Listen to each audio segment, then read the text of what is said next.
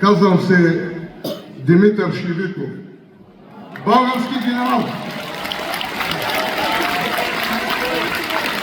Днес съм тук, заедно с вас, за да подкрепим четиримата апостоли.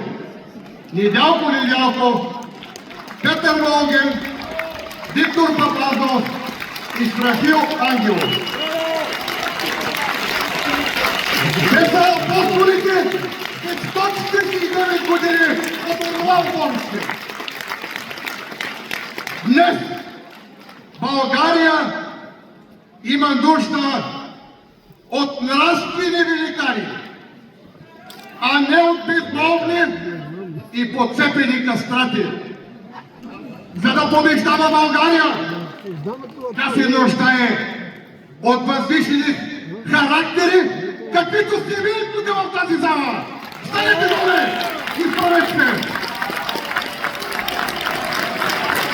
България няма нужда от праволепни и безмолвни чуждопоклонници, които са онези привържените приятели на Отечеството, които подкрепят тази измислена валута еврото.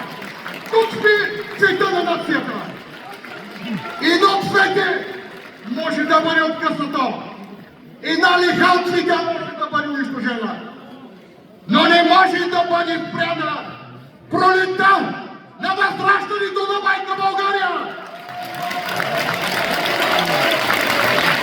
От днес ние или ще умрем, или ще победим. Ние ще победим за България.